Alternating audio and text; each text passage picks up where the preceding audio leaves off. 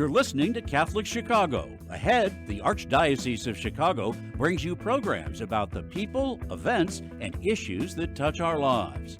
Welcome to Catholic Chicago.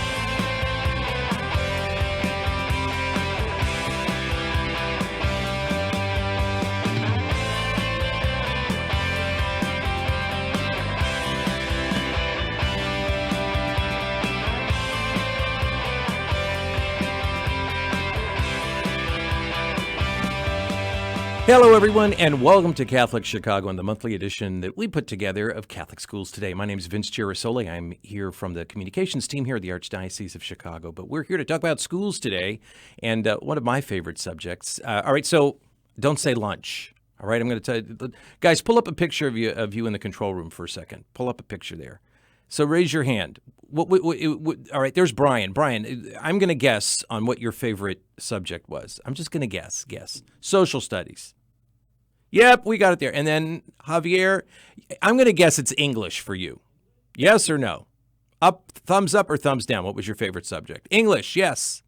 It was okay. I think he's just saying that because he wants to get the camera off of him right away. And mine was always history and English, those, the side of the brain that didn't require you to add 2 and 2 and come up with 7 in my case. But we really have some special guests today. We're going to travel all the way out to River Forest to St. Luke School, where one of their students has just excelled at history so much that she's been able to compete on the city, state, and now national level in a national history competition. And we want to learn so much more about it because it isn't that you just have to read up on a bunch of history and then answer a bunch of questions. You really have to put a topic together, and we're going to learn all about that. So I'd like to welcome our guests here today. Let's see them on the screen and say hello. Hi, everybody. It's nice to see you. Joining us is Andrew DeMarco. He's the principal at St. Luke School. Good morning, Andrew. How are you? Good morning. Doing well. Thanks for having us this morning. Okay. And then James Bradiger, he's the middle school social science teacher. Hi, James. How are you today? I am excellent. Okay, and we saved the best for last. And we have Ryan, who's joining us today. And Ryan, please help me pronounce your last name correctly here. Ryan Dawson. Ryan Dawson. Thank you very much. And Ryan Dawson is an 8th grader. We're speaking to Ryan on one of the last days of school, but you have a big honor coming up in June. You're going to the National History Competition. Where's that taking place? This year it's virtually, but usually it would be in Maryland. Usually, okay. So you're going to be competing. You're going to go to the school, or are you going to do it from your home, or where do you think you'll set up for the competition? We'll be in the school. You'll be in the school. Are you going to have a cheering section there for you? You think your teachers or your principal might be there cheering, or maybe people from your family? They'll definitely be there supporting me. Grandma's coming. Okay. So the competition taking place virtually, it's in June, but there were many steps you had to take to make it to the competition. And it starts with just a spark, I guess, coming from your teacher. So Mr. DeMarco, if you could just tell us, how do you get your students prepared? How do you plant the seed to encourage the students to participate in this national competition, what starts out as a local and then makes its way to a national competition? Yeah, so I'll have Mr. Bradiger as the social studies teacher here, so he can go ahead and kind of go through the process on how he prepares the students.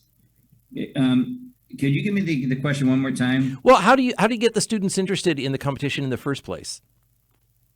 I think, quite honestly, I try to make history come alive for the kids.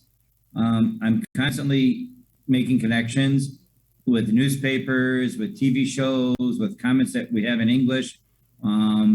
And then I'm connected to something we're learning in the classroom. And I think over the 3 years that I teach them, they realize that history is anything but a dead subject. And as we start doing history fair, I tell them by Christmas time, somebody in row 4 is going to be connected to somebody over here in row 1. I mean, Jane Addams is connected to W.B. Du Bois. I mean, he actually talked at Hull House back in the day, around 19 something, 19 whatever. Yeah, it's in my 20 years of Hull House. I mean, all the stories are connected, and the kids are like, "Wow, this is amazing!" And then they once they make that connection, the spark happens, and the fire starts every year. Ryan, tell me, when did you first get interested in the history fair, which is the first step making it to nationals? When did you first hear about it, and how'd you get interested in it? Well, I've been at St. Luke since I was in third grade. I remember, I think it was like my first year at St. Luke, third grade. I was walking in the upper floor, and I remember seeing all the posters around for history fair and looking at the different exhibits. And I remember, I think it was one about the Black Panther Party that really caught my eye, and I had read it. And I was like, oh, what's this? My teacher told me, oh, it's history fair. And I think since then I went home, I told my mom, like, I'm going to do history fair. And this is what I'm going to do. And she was like, okay, maybe when the time is right. And so I kept on looking every year at those different posters and definitely taking ideas. And so I think that my curiosity about history fair and wanting to excel did start from, I think, about third grade. Ryan, what is it you have to do for history fair? What's the objective? So I feel like it really depends on your project and the student. I think that for some, the objective might be to, excel and move on. I think that, at least here at St. Luke, I think that the objective for history fair is always to find something that you're really passionate about in history, and then really research it, like make it your own in a way, and then present it to your classmates and to your teachers in a way that's like, here's what I learned, and here's what's special to me. And so you come up with a topic. I'm gonna assume that you work with your teacher, Mr. Bradiger, but you come up with a topic, and then you're responsible for researching it on your own? Yes, there was a theme. So this year is debate and diplomacy. And so based off of that theme, you have to pick a topic and then you research it. And do you come up with the topic, or is there a list of topics? We were all given some example topics we could pick from, but for the most part, you come up with your own topic. So you come up with what part of the year does this all start? Is this something that you choose you're in 8th grade, so does it start in September or October? Do you wait until January to start it? I believe it did start in October. Yeah. Okay, so you come up with your topic and you consult with your teacher, and then you can express your research in a whole number of ways, or do they require that you write a paper, or are you able to, I don't know, write a poem or a song or create a piece of art? So there are different platforms for history fair. I believe there are paper, so you can write the paper, an exhibit, which is like a trifold board poster. That's what I saw in the hallways. Mm-hmm. And there's performance. That's what I did. A documentary and a website. Okay, so you help me better understand the topic that you chose and why you chose it. So I did the post-Civil War Negro question. So it was post-Civil War, leading up to construction and parts through Reconstruction, I'm sorry. And the two main people in my debate are Booker T. Washington and W.E.B. Du Bois. And it focuses on the questions they were asking about what is the best way for African Americans and post-enslaved people to integrate into American society. What was So I know. Yeah, I interrupted you, but I was going to say, how did you research the topic then? What did you do to get the information to present what sounds like maybe there were 2 points of view? Well, I know at first I had 3. I was going to add in Pan-Africanism as well. And then Mr. Bradiger, my teacher, was like, no, I really think you should focus on the central debate between W.E.B. Du Bois and Booker T. Washington. And so he helped me narrow it down. And then I went on, I think my mom collects a lot of books for different African-American authors. And she had The Souls of Black Folk and Up From Slavery. So I think I started just by reading Up From Slavery and just in my computer class, because it was a research period at that time. And I just started taking notes. And the more I researched, the more I feel like those people came alive to me almost.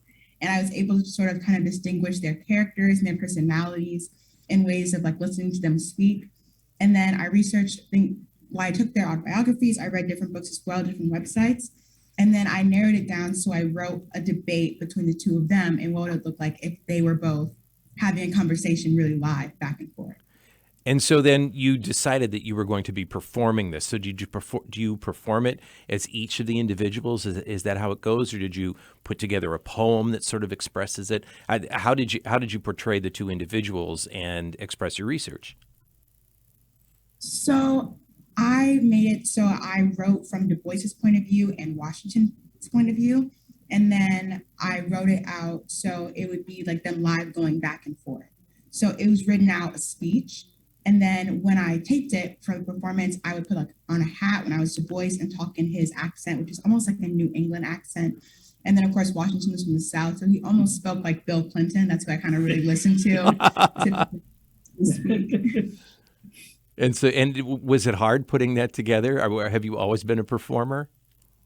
I mean, I've been doing acting since I was about 4 years old. So I kind of already knew that I wanted to do a performance and bring theater into my history fair, because it was definitely the two things I loved the most. I really do love history, and I've been very engaged in politics since I was really young as well.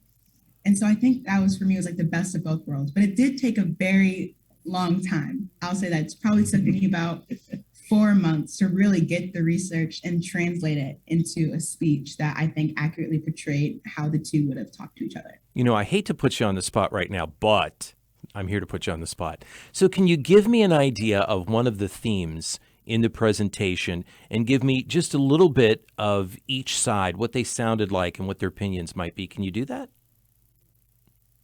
Definitely. Okay, so I know for Du Bois, I'll try to say a little bit for you. Okay. The other day when you were downstairs. It was excellent. Science credits Galileo for being the first man to discover that the Earth revolves around the sun and is not the center of the universe. And Galileo, I think, cited scientific facts back in his argument. However, when asked to either retract his statement or spend a lifetime in jail, Galileo chose to apologize to everyone in class. Galileo, scared to be the face of movement, scared to die on the hill he climbed, chose to leave it to later generations to make the bold move of making a change. My opponent, a Galileo, fans the flames of revolution, but blows the fire out when it gets too hot. It would be easy to be a Galileo. It said that the advancement of the Negro comes from taking industrial jobs. But if we dare to become scholars, we can become a united America. The future of African Americans depends on us developing Black scholars, the same way the future of America depends on us having Black scholars. All right. I wish you could hear everybody applauding here in the studio, but yeah, there they are. There, Brian's very happy. He's applauding, and so's Javier. Oh, that was wonderful, and especially, I mean, I put you on the spot there.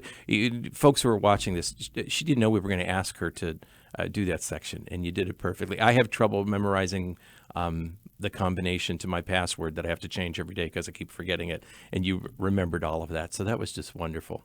I want to talk to you so much more about not only what your presentation was about, but about what you learned on this journey and how it impacted you as a young woman or teenager growing into adulthood. So we're going to do that after a break. So everyone stay tuned. You are watching and listening to Catholic Schools Today, and we have more coming your way with a budding history scholar from one of our Catholic schools, St. Luke's, and we hope you stay right where you are.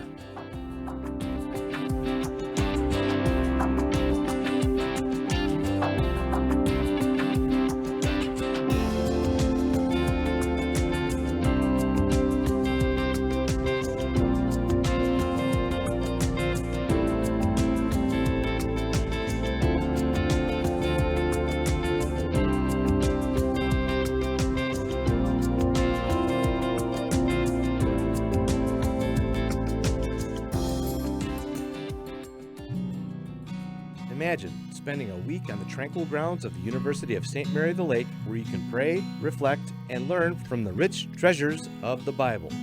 An invitation for all to experience the annual Summer Scripture Conference, June 19th to 24th, might just be for you. Notable Scripture scholars from across the United States will present this year's program, focusing on interpreting Scripture in the Church. The 5 presenters will share on a variety of topics, including interpreting Scripture and the Vatican II documents, different Christian denominations and how they differ in perspectives on Scripture, the Bible and politics in America today, what Scripture says about children, how to use Scripture in prayer, and interpreting Scripture for the life and mission of the church. For registration and conference package information, visit our website at www.usml.edu/summer scripture or call 847-837-4575.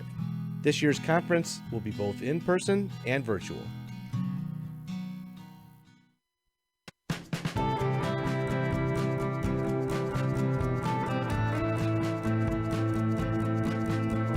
This is year 44 for me teaching. When I started here, there were teachers here that had taught me when I was a student. Now I'm the old person.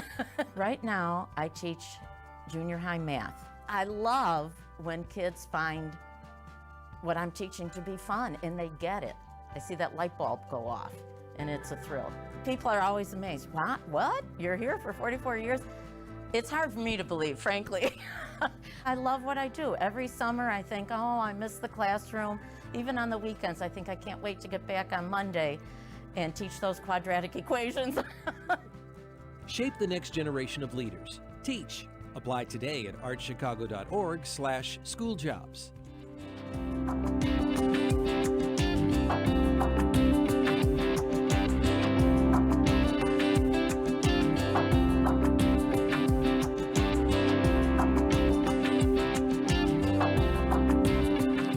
Welcome back, everyone, to Chicago Catholic. Here I am. I was reading the headline of our newspaper there, which is a different name. Welcome back to Catholic Chicago and our edition of Chicago Schools Today. I'm going to get right back to Ryan from St. Luke's because Ryan is a national finalist in the nationwide history competition. Ryan, thanks for joining us. You're there along with your history teacher, James Bradiger, and also your principal, Andrew DeMarco, at St. Luke's. So thank you, everyone, for joining us. So, Ryan, you put together a topic, you researched it, you put together a presentation. But I want to know, in addition to what you were able to put in the presentation, how did it impact you personally? What did you learn? And did anything about you change? Very good question. Definitely. I think that a lot of the time when I hear about history and specifically like post-slavery and Reconstruction era, it's a lot of sadness and depression. And I think when I did this project, it was definitely focused on a lot of the trials and like the tribulations and things that happened. I think I definitely found a level of joy than like the Black experience post-Reconstruction that I didn't really see in a lot of other places. And I think that finding the scholarship and like the need for education in both those people and seeing how well they excelled in places that I know they would need to be as well, and seeing how hard they had to fight to get to those places and get to those meetings. And like the Atlanta Compromise speech, listening to that, I know I was able to find an audio recording and listen to the critique. Really trying to, that's a really good question, really trying to process it. Well, no, but exactly what you said is find the joy, because so much, especially this period of history, and Mr. Bradiger, come in here too, sometimes this is a period of history that too many history classes get to at the end of the year, and maybe they don't delve into it as much. And so you look at the major movements of that era, but you don't necessarily get to all of it. And your student there, Ryan, was able to find the joyous parts in it because she actually, jumped right into it. I'm sure the situation is the same regardless of whatever the topic may be. Correct, Mr. Bradiger? It is amazing when the kids get these topics, how far they take them and how much they delve into them. When I was talking to Ryan earlier, she literally found an audio recording of Booker T. Washington's 1895 Atlanta Compromise speech. Then the amount of resources that are out there, the amount of information that the kids learn how to get to, how to harness it. What's a good website? What's a good resource? What's a bad resource? What's a bad? And then does it lean left? Does it lean right? Does it lean in the middle? .org, .com, .this. It's fascinating. It's James, fascinating. James, had you ever heard that recording before? To date, I still have not recorded. I haven't. I have homework to do. But Ryan, you were able to. Ryan, you found something that your teacher had not experienced yet. I mean, that's just to use a word you used before, just the joy of that moment. It must have been so inspiring. Definitely. I think I was really struggling with trying to figure out how Booker T. Washington would talk because he was a scholar. I mean, he had like a really great classic education, but he was also, I know, from the rural South in Virginia. So I was trying to figure out like the contrast and how he was speaking. And so I remember when I like stumbled upon that audio, it was like I found gold. I was like, this is perfect. This is what I need. And then I was able to like relate his voice to like Bill Clinton, that sort of sound. And so I was able to listen to more modern take things. I could really just get the feel of Booker T.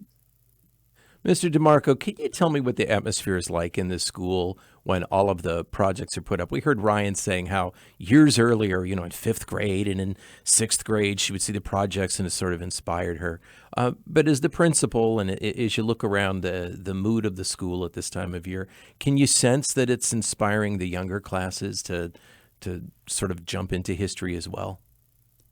Absolutely. And it's something that goes, our building is 3 floors. It goes through all 3 floors of the building, from the young kids all the way up to the 8th graders. When everyone knows the day that these history fair projects are submitted and turned in, and we display them all across the middle school and the various places around our building. And so, younger students, like Ryan was mentioning, when she came here in 3rd grade, have the opportunity to see what the 8th graders have put together, and it inspires them at a very young age. And it inspires all of us, as the adults in the building too, to see the work that the students have done. And you can see some of those examples here. So the national competition is next month. It's June. How are you going to? Are you going to have a prep talk with Ryan? Mr. Bradiger, Mr. DeMarco, are you going to be like, okay, Ryan, we know you can do this. Now that Yeah, I mean, you've been talking to her for a couple minutes now. I don't think she needs that. She doesn't need any of us. But we will have a gathering here and certainly honor her and her family, and we're looking forward to it. But I think she's going to be okay. Ryan, you are representing yourself, but in a way you're representing your school too, because your school helped, your teacher there sitting there on your left and your principal there on your right, that they helped light the fire that you carried the torch forward. Do you feel that when you're in the competition? Do you know that the sense of community that pushes you forward? Definitely. I feel like I've gotten nothing but definitely support for History Fair. I know my fellow students could definitely say the same. History Fair is definitely a school-wide event. Even if you're not in 8th grade doing History Fair, I think that the support you get, I know a lot of people are coming up to me a couple of days after I got the announcement, we're like, oh my gosh, you made it to nationals. When are you going? And I was like, oh, it's virtual, but it was definitely excitement throughout the whole school. Mr. Bradiger, how do you help teach the students to know sourcing? Because it's so easy to find information out there today, but you really have to verify the sources. What sort of advice do you give to the students? And Ryan, you can chime in here too. How do you verify source and make sure that you're looking at something that's been vetted? Well, I think one of the first things we do is, and this starts early with my colleagues down, I'm not so sure on the basement floor because they're 4, 5, and 6, but definitely starting in the 1st, 2nd, 3rd, 4th, 5th grade, my colleagues help the children learn. When you go to that website, the first thing you read is who's sending the information. And as they get older, they develop a sense of what is a good website, what is a inappropriate website, what is a website that's leaning too far this way, too far that way. And the ELA teachers do a very good job. So quite honestly, by the time they get into 8th grade, the English teachers really support this whole concept. Plus they have a science fair before History Fair. So they are well versed on what is a good website, what is a bad website, who's sending it, what kind of information are they doing, what does the verbiage say, what kind of signs or pictures are they putting on that website, what message are they trying to send. And they after a number of years, especially starting with 4th, they internalize what is a good resource. Plus, we do have a little extra help here at St. Luke. A gentleman comes in to help us, Mr. Thomas Ceccanetti. And I mean, we flood them with excellent. So there's resources. information so that they know how to verify the websites and make sure they're working with actual facts. Ryan, I know you said that your mom was a collector of all sorts of books from this part of history. Did you use any of those as source material? Definitely. My mom loves finding Black joy. So that was a big part of like, I felt really connected to my mom when I found those sort of things as well. And so I know Mr. Bradiger, all my 3 years that I've had him, he's always been like, books are going to be your best friend. Like very much like you can find it online, but if you can find it like hard copy published in a library, it's better and it gives you more knowledge. And so I definitely, when looking for sources, was like, I need to read books. And I think that's how I found myself more connected to Du Bois in Washington. So my mom did have The Souls of Black book and Up from Slavery. And she really liked Booker or W.E.B. Du Bois for a couple of years. So she collected a collection of his speeches. So I got that. And then definitely going to my local library and finding those PDFs online from different libraries. You can get like ebooks and reading those. Definitely, I think they helped me more than any website could, just because it was the cold hard facts and I wasn't as nervous about testing it. And there was no like .org, .net. So it was a lot easier. I have to say, Mr. DeMarco, one of the reasons we wanted you to be with us today is so that you could tell us a little bit more about the nurturing environment at St. Luke's School. But you know what? I've strayed away from that only because I think all we have to do is listen to Ryan. If Ryan is indicative of the students at your school, what a wonderful place it must be.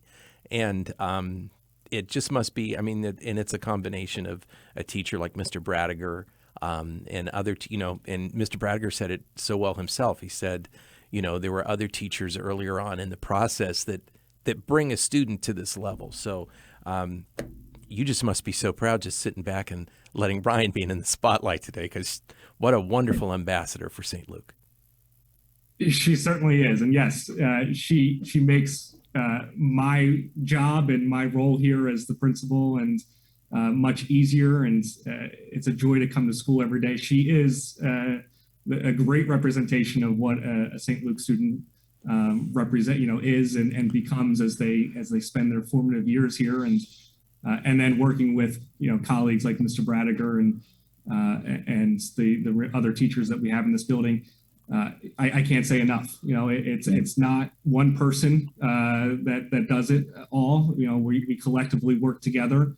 And our students see that and they do that as well. And they're working together and helping each other out, all for, the common good of learning and becoming better people. Well, Mr. DeMarco, I thank you so much for joining us today. Mr. Bradiker, the same with you. And Ryan, we wish you the best of luck. We're going to be following you. We're going to be sending all the best positive energy your way when it's time for the national competition in June next month. Thank you so much all for joining us. I heard the change bell ring a few minutes ago, so please give Ryan a hall pass so she can get back to class. Thanks for joining us. It was an honor speaking with each and every one of you. And for those of you watching us on our YouTube channel or listening to us on the radio, don't go away, because we'll be back with more as we speak about all the good things that are happening in Chicago's Catholic schools.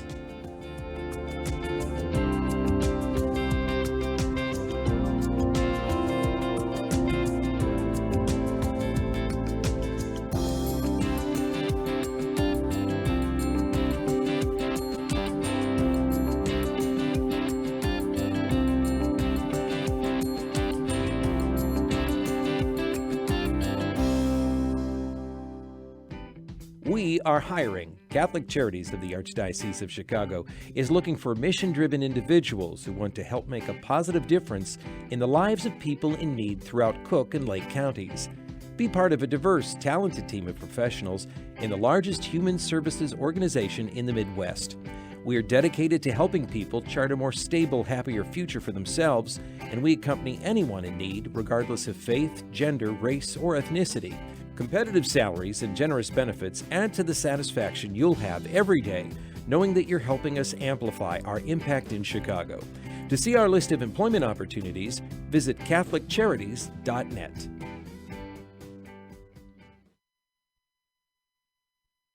The cemetery ministry is a core ministry of our Catholic faith tied to the corporal works of mercy. It's comforting to know that our Catholic cemeteries are caring for the remains of our loved ones awaiting the resurrection. There are 44 Archdiocese of Chicago Catholic cemeteries willing to help you in your time of loss.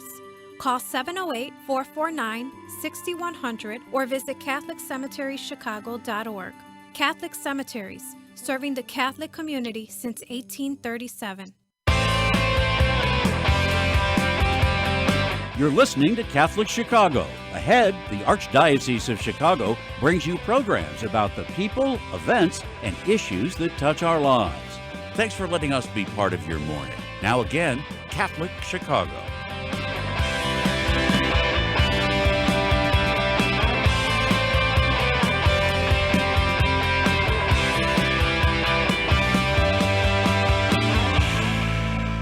Hi, everybody, and welcome back to Catholic Chicago and for this special edition of Catholic Schools Today. My name is Vince Girasoli from the communications team here at the Archdiocese of Chicago. You might be watching us on our YouTube stream. Invite everybody, to continue watching it with you, or you can share it. You can find all the information at the bottom of your screen on how to share it. And once again, our YouTube channel, if you're on it, you already know it, but our YouTube channel is Catholic Chicago. And we come to you once a month, bringing you highlights of all the good things happening in our Chicago Catholic schools. We're also coming to you on our radio station, WNDZ 750 AM. Thank you, each and every one of you, for listening to us.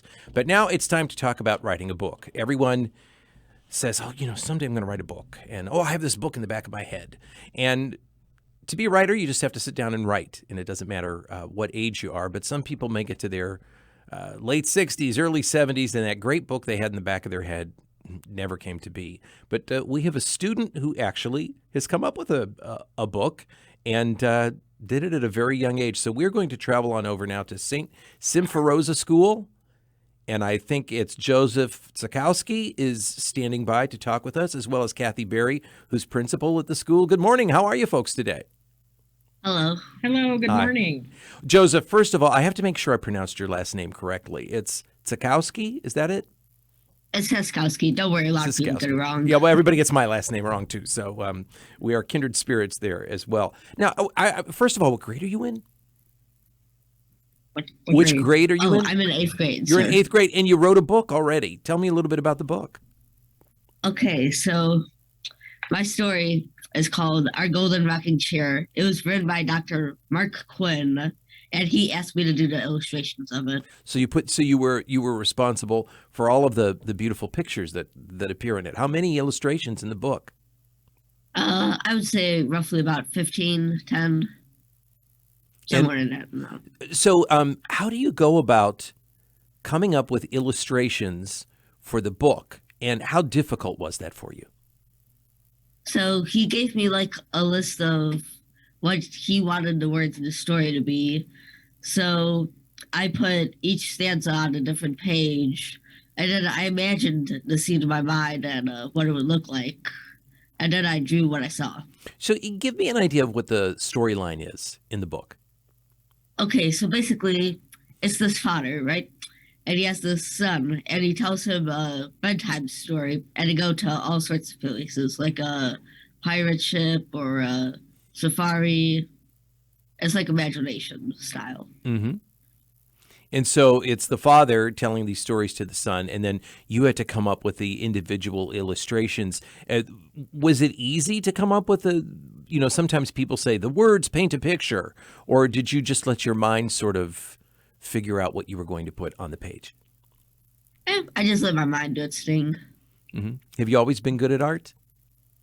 Yeah, I'm relatively good at it. When did you start? Did you start doodling when you were, in first grade, kindergarten, or how did your art journey come about?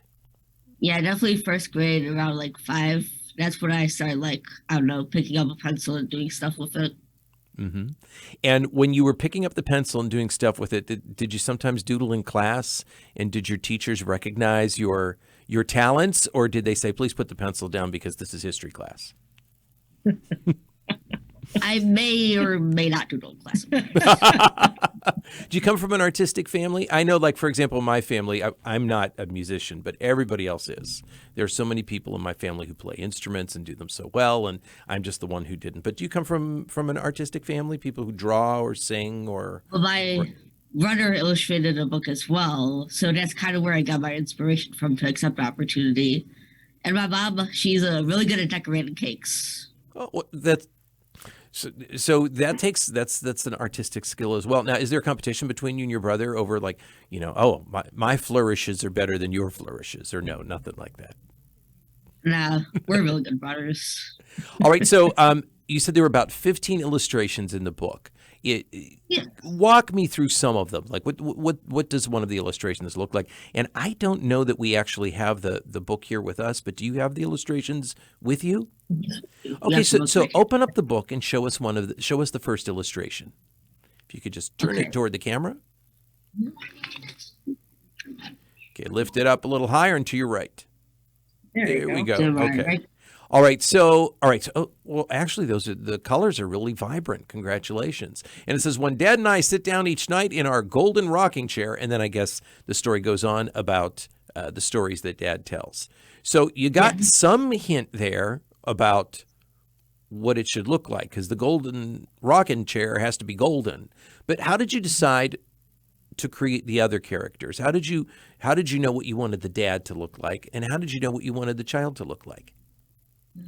Okay, so he told me to draw a father and son, and he said it was going to be a children's book, and I thought children like vibrant colors. Why don't I, give them vibrant colors? So I gave him stuff like orange hair, colorful clothing, stuff like that.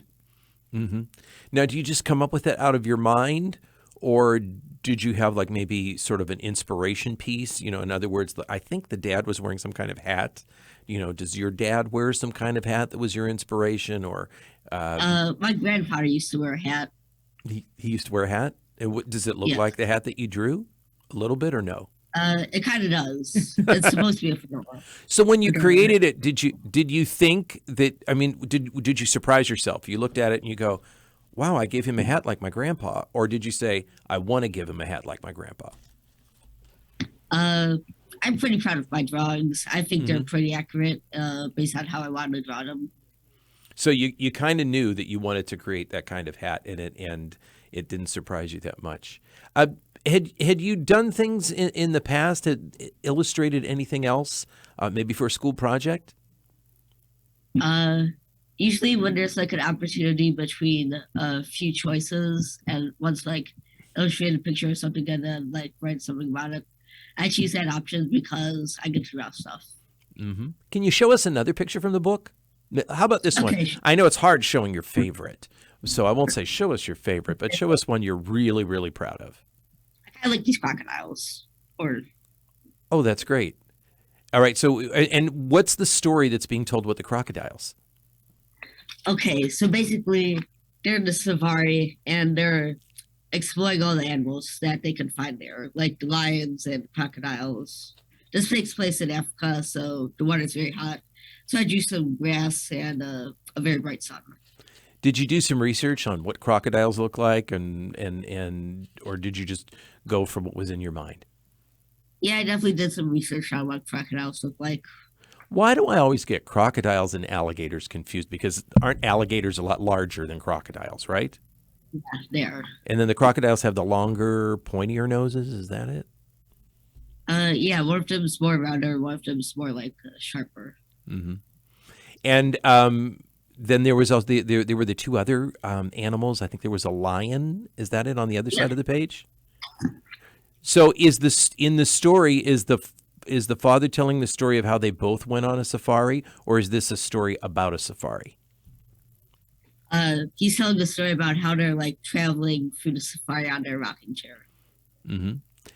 Now back in your own family, who's the storyteller? Did you have a parent or a grandparent who was the storyteller in your life? And when you were little, you remember them telling you all sorts of stories? My mom and my stepmom, they both work at a school, and they have really interesting stories on what goes on there. So they would tell them.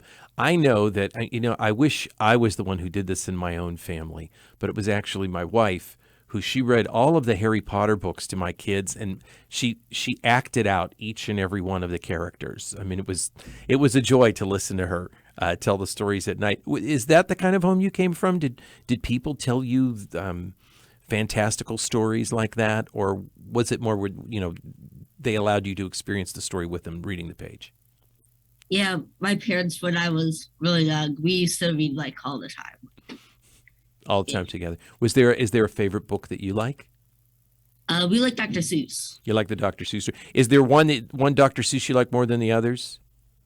Not really. I like them all. But if I had to choose one, I would say Cat in the Hat, because it's very unique that he only had 250 words to write a book with, and he made one of the most popular books of all time. So was Dr. Seuss, or Theodore Geisel, was Dr. Seuss your inspiration for some of your, do you see touches of Dr. Seuss's illustrations in your work as well, or no, not necessarily? As I look through this book, I can definitely see like some of the imaginative stuff where I got like some of the colors from. And I would say that's probably where I got my inspiration from. Okay. Well, you know what? You're inspiring me to not doodle, but to encourage other people to draw and move forward the way you are. So we've got more coming your way. We want to talk with your principal a little bit about the environment at your school and take a little visit there. We have a little video from your school. We're going to do that after we come from a break. So please don't go away, because Catholic Schools Today is going to be here in just a few minutes. We're going to take a quick break now. Stay with us.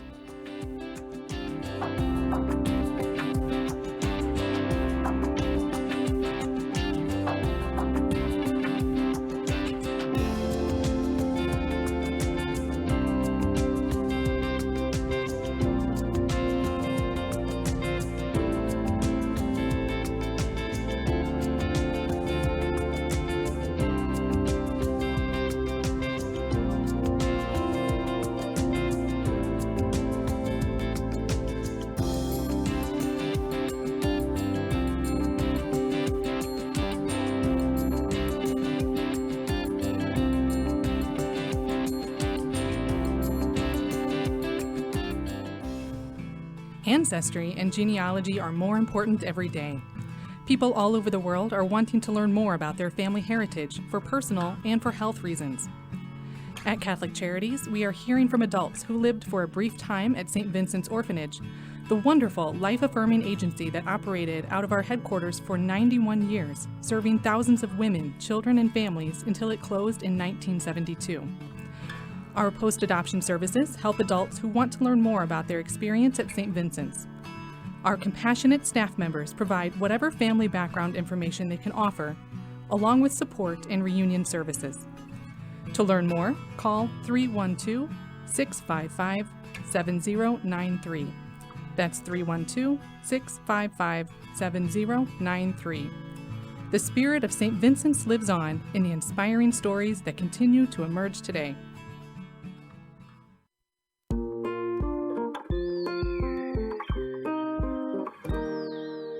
I can't imagine myself going into any other school. Our school fosters growth by being a backbone to our family. My kids are incredibly well-rounded. I see a lot of kindness in them on a daily basis. One of the things I think Catholic schools do well is personalize the learning experience. You can hear joy in the classrooms. I feel that I'm happy that I am in this kind of school. Our school communities provide students with academic excellence and character education in a supportive and stable learning environment. Come see for yourself. Visit archchicago.org/findaschool. Catholic Charities has had the privilege of helping people in need in Cook and Lake County for more than 100 years. We would like to take this opportunity to thank our frontline workers who, despite the unprecedented challenges of the past 2 years, continue to excel at their jobs every day. From the warehouse staff members who pack boxes of nutritious foods for low-income seniors, to the dedicated WIC employees who have remained open for families with children under the age of 5, to our volunteers and restaurant partners who ensure that meals are available for those experiencing hunger. To our service coordinators and our professional counselors who continue their vital work in innovative ways. To our food pantry staff and to all those who work at Catholic Charities Call Center, finding solutions for every person who reaches out to us for help. Charity is at the heart of all you do, and we salute you.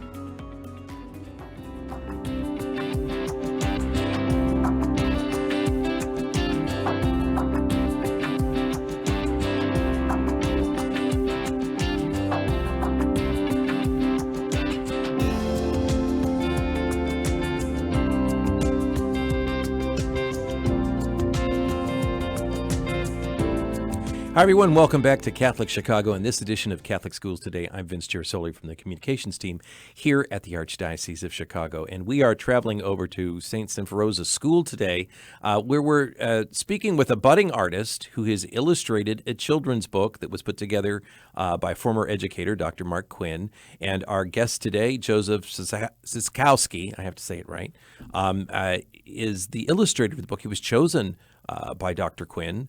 And he put together these fantastical illustrations for this children's book. I understand that one of the adventures in the book is an outer space adventure. Can you show us the outer space picture? I'd really love to see that.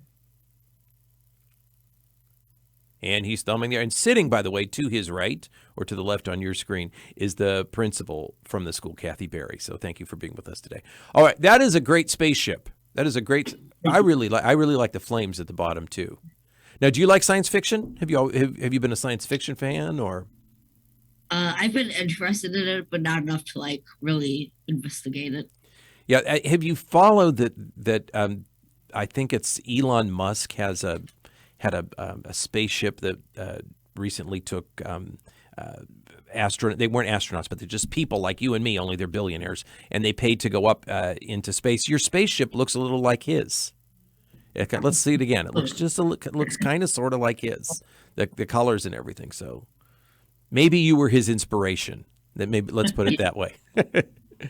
Kathy, you must be very proud to see a student like Joseph excelling like this. Yes, it's amazing. His mom, told me that he had done this, and we're just trying to let him know how we are so excited that he's done this. We want to share it with the whole school community. We're reading the book to different classes, letting them ask him questions about being an illustrator. It's really an exciting time, and we're very proud of Joe. Well, I can see why. Really, Joe, it's been great talking to you and seeing how you're inspired to draw these pictures and what you draw upon to actually get the images on the paper there. Kathy, tell me a little bit more about St. Symphoros. It's located near Midway Airport, correct? It is. We're one of several schools in the Midway area. We're a small school.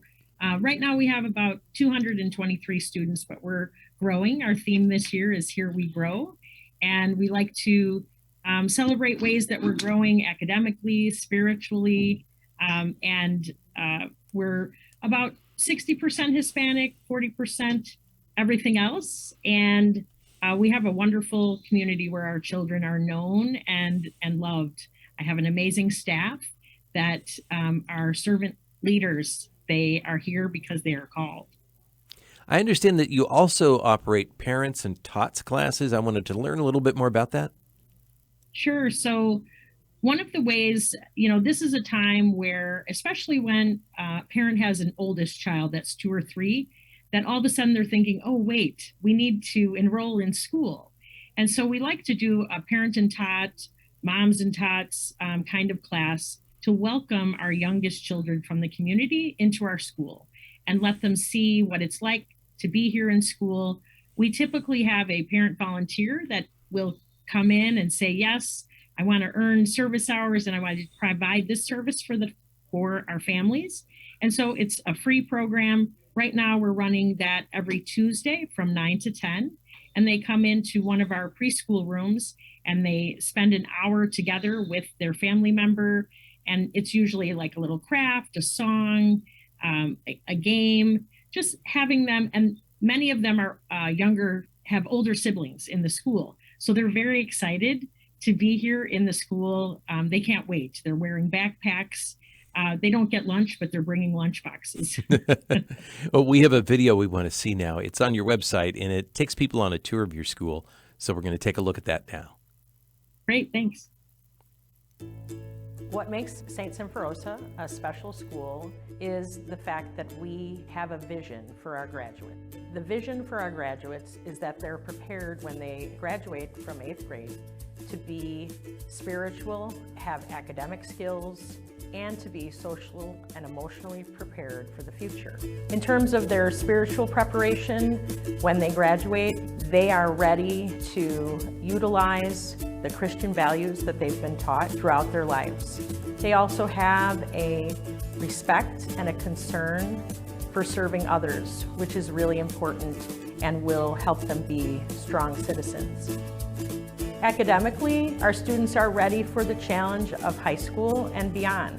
They have the endurance and the grit to stick with things when they're difficult. They are higher order thinkers, problem solvers, and decision makers.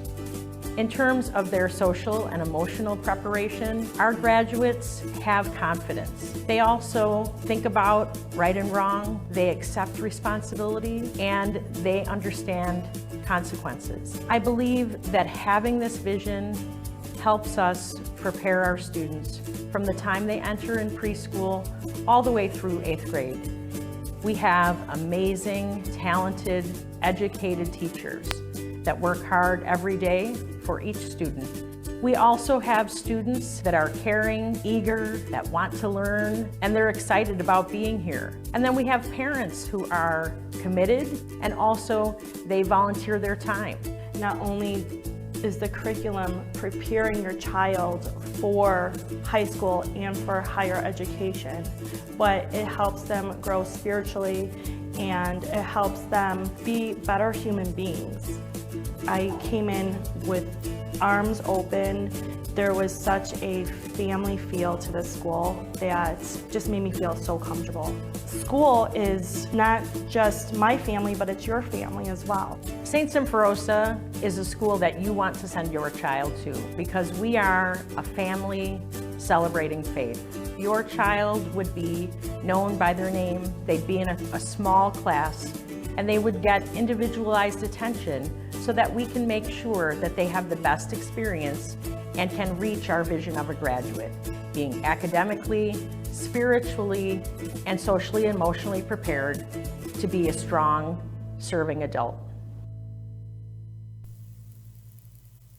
It was lovely stepping inside the school there. Would you build a website? Wait, we heard some other words there too, but no, it was lovely stepping into the school there, and you said it so well there, and we thank you for being here and reinforcing it today. And Joe, I just want to know, how long did it take you to do all of the illustrations in the book, Our Golden Rocking Chair? I would say it took like an entire summer to complete. Was it last summer that you did it? Yes, this was last summer. So now, are you one of those people who's inspired in the moment and you're like, oh, I got to get to work on this? Or do you set aside some time? Like every day at 10 o'clock, I worked on the illustrations for at least 20 minutes. Yeah, I usually set an order time on how I want to do it. It was usually like once every week on weekends where I really had nothing else to do. Mm-hmm. And do you work in pens? Do you draw it first in pencil? What's that whole process like? So first I draw them in pencil, then I outline the pencil outline with a pen, then I erase the pencil, and then I color in the images. Mm-hmm. And is that sort of a process you developed on your own, or was that a process you might have learned in art class? It was a process I pretty much did by myself. Mm-hmm. Do you have a whole slew of pens? Do you have your professional coloring pens at home, your art pens, and nobody better touch them because if they leave the caps off of them, they dry or something like that? I borrowed them from my brother. Did you have to work out a deal, or was he more than happy to let you borrow them? He was more than happy because he knew that I was illustrating the book. How much older than you is he? Because you're in 8th grade, correct? He's 16 and he's a junior in high school. So did he give you any insight or offer any I don't want to say criticism, but did he sort of say, hey, try this or try that? Or was he involved in the process at all? Well, as I said before, he has illustrated a book before, so he gave me like some helpful tips on how to do it myself and what I should do. What were some of those tips like? He told me to, color in the lines, make sure that I'm having very smooth strokes, stuff like that. He's a good artist. That would be important. Now, as you take a look at the art you've been able to put together for this book, does it inspire you to maybe pursue the arts in the future? Is that something you'd like to do, or is this something that just remains a very worthwhile diversion for you? I'm not really sure if I want to pursue art as a career, but I always will have it as a hobby. Mm-hmm. Principal Barry, do you have art class at St. Symphorosa? We do. We were fortunate to be able to use title funding, and we hired an art teacher through the Fran Center. So the children have art class once a week as an official class. But then, like Joe mentioned, there are opportunities within assignments where sometimes there's options. And so, they can write about it, they can, illustrate something, they can record a video. So it incorporates art in those assignments as well. While we're speaking with you, Principal, I understand you also have something called Virtue of the Month. Help me better understand how that is presented to the students and how it's a part of your daily life at the school. So we believe that it's important. We believe our children are stewards of God's gifts. And so we highlight the virtues. And we do that by once a month, we teach lessons to the children about different virtues. So for instance, the virtue this month is courage. And we talk about courage. Teachers are incorporating that into their lessons. We pray in the morning, and we listen to Bible verse about courage. We recognize children when they are virtuous. So it's something called a Viking Virtue Voucher, and students earn those vouchers when a teacher or an adult recognizes them being virtuous. So if I see Joe being courageous or respectful, something today, what he's doing today, he would earn a Viking voucher for being courageous to join us today for this show. So it goes into a box, which is near my office, which is wonderful because the kids get excited about putting their voucher in the box. We choose one or two kind of children we're going to highlight each week, and they get a special incentive. So some of those things are like having lunch with me, or having an extra time with a friend, a break. And then we also have assemblies where we come together as a community, and we recognize those children who have earned. What a wonderful program there. Principal Barry, I want to thank you so much for joining us today. It means so much that you could take time out. And Joe Sikowski, really fantastic work on the book. Show us the book one more time and one more picture before we say goodbye. Again, the title of the book is Our Golden Rocking Chair. Joe illustrated the book. It was written by Dr. Martin Quinn, and he used just these vibrant colors and these very fantastical illustrations. That looks great. It looks like somebody's taking a journey on a green horse. Sounds interesting. Yes. To learn more about the green horse, you're going to have to read the book Our Golden Rocking Chair, written by Dr. Mark Quinn and illustrated by Joe Sikowski. Thank you so much for being with us today. We appreciate it. Joe, I wish you the best of luck in all your future endeavors, and keep at it, because it's so wonderful to have an outlet to express your creativity. And boy, you sure have done a fine job there. So thank you to both of you. You can learn more about St. Symphorosa by just visiting their website. We're putting it up on the screen right now. They're located just a little bit to the west of Midway Airport, and you can learn all about all the students who attend school there and are busy with all sorts of projects like the one you learned about today with Joe. Once again, thank you, Kathy Barry and Joe. And thank you to all of you watching us on our YouTube channel, Catholic Chicago, or listening to us on WNDZ 750 AM. We hope you will continue to log on to our YouTube channel, continue to listen to us every weekday morning from 8 to 9 a.m. on WNDZ. Stay with us. Have a happy day. Hopefully, our guests today inspired you to get out there and do something creative. Thanks for joining us, and we'll see you next time.